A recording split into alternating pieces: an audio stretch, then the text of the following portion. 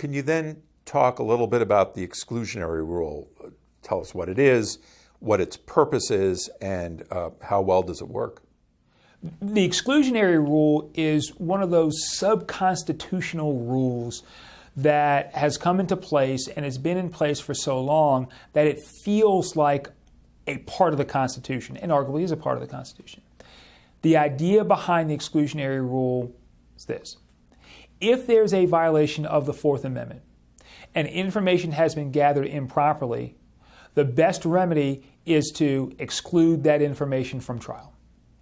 The idea is, if you exclude the information from trial, you will exclude the incentive for police officers to go get that information in an improper way. A couple of problems that arise. Number one, there are some circumstances where the information may have been found anyway. So if we have an inevitable discovery rule, that is, information that would have been inevitably discovered comes in anyway, then that sort of eats away at an exclusionary rule. By the same token, there may be some circumstances where you just don't want the evidence to stay out. That is, there may have been a constitutional violation, but the violation was not one that gets at information gathering, and as a consequence, you may well want to say the exclusionary rule doesn't really need to apply in that circumstance. So there are some circumstances where we may eat away at the exclusionary rule, which raises the question, should the exclusionary rule be the primary way that we vindicate Fourth Amendment rights? That raises the question, maybe it shouldn't be. Maybe discipline of police is the way that one ought to police the Fourth Amendment. Maybe some sort of civil damages are the way that we ought to police the Fourth Amendment. But at the end of the day, at least as of right now, the exclusionary rule tends to be the primary way that we in fact enforce the Fourth Amendment. You sort of just touched on this, but I'll ask it anyway. I was going to ask about alternatives to the exclusionary rule and the advantages and disadvantages of each. You mentioned two just now. Are there others, and can you address the advantages and disadvantages of civil penalties or police discipline? In terms of the ways that we could well enforce with some sort of penalties or punishments the Fourth Amendment, the notion of getting at police misconduct, or at least calling it police misconduct, and the idea of providing money damages may be the most promising. But the likelihood that they are going to stick terribly much is difficult to see. The idea of taking police work that may seem to be solid because it turned up evidence, and to then treat it as being misconduct, it's difficult to imagine that that's going to work in a terribly broad fashion. That is, it may work in certain circumstances where the constitutional violation is egregious, but it's unclear that it's going to work as a general way of dealing with the Fourth Amendment. The idea that you're going to have money damages for Fourth Amendment violations where a police officer has actually found some sort of contraband, very unlikely. So at the end of the day, chances are pretty good that if we're going to enforce the Fourth Amendment, if we're going to try to enforce it and try to make sure that we avoid as many Fourth Amendment violations as possible, it may well be that the exclusionary rule is the best way that we can do that, even if it's not a perfect way to do so. Can you characterize how the present U.S. Supreme Court, or present courts in general, have dealt with these issues of warrants, searches, seizures, and the exclusionary rule? Largely speaking, courts have been pretty solicitous of police investigative techniques when it comes to the Fourth Amendment. Indeed, that's how we get some of the specific instances where you may not need a warrant, because in those circumstances, police argued, we didn't need a warrant, or at least we couldn't get one. Defense counsel argued, well, sure, you could have gotten one, and the court's response is, no, they didn't need one. Now, in fairness, there are a couple of limitations. One of the more recent limitations gets at the question of how much of a search can you do after you have done a little bit of a search. So let me give you an example.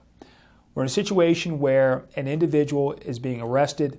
The individual in a search incident to the arrest has their cell phone taken.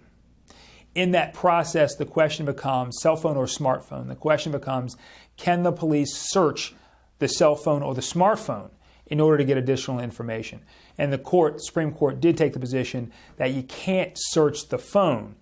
you can search the individual to make sure that you can inventory all of the property that the individual has on them, but you can't then do an additional search. Unless you get a warrant, you can't then do an additional search on the phone itself in order to figure out what additional information you may very well find. And before turning to the Fifth Amendment, let's just summarize once again, if you don't mind, when warrants and probable cause are not required. You've mentioned exigent circumstances, some sort of crisis or some reason why you have to do the search immediately. Are there others? In a number of circumstances, you may well need probable cause, but you don't necessarily have to go get a warrant. In some circumstances, you don't need probable cause at all.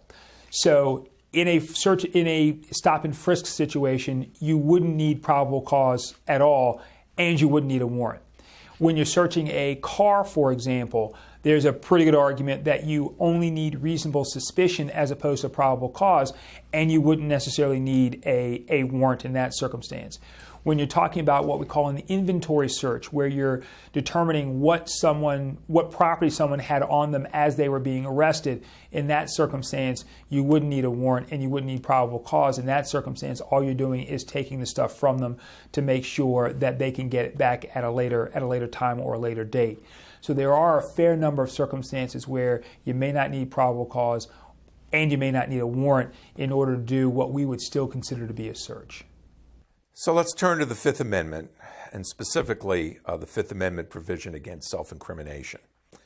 Can you tell us how this works in practice and the values and interests that are at stake here?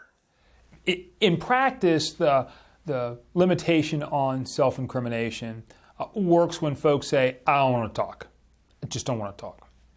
In those circumstances, questioning is supposed to cease. We're supposed to be done. How does it work in real life? Well, in real life, part of the question or part of the issue is how do you get someone to talk when they don't necessarily want to talk?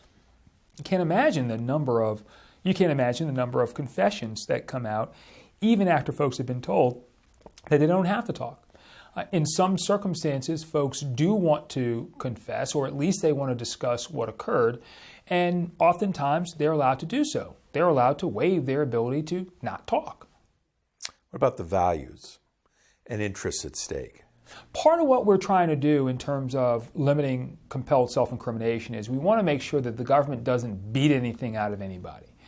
We don't want to have the government making a practice out of harming folks in order to get the information it wants.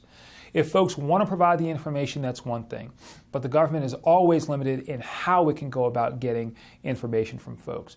So involuntary confessions, no good. Part of it is about dignity.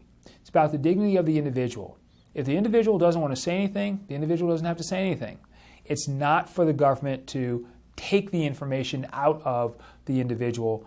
It's about whether the individual wants to do so voluntarily.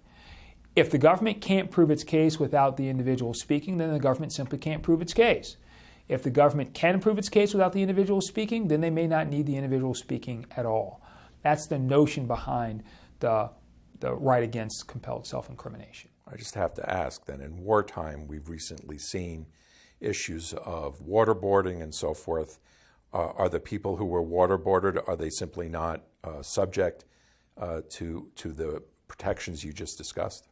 The issue with waterboarding, a couple of issues that pop up with waterboarding. One is the Fifth Amendment arguably is about getting information for criminal prosecutions.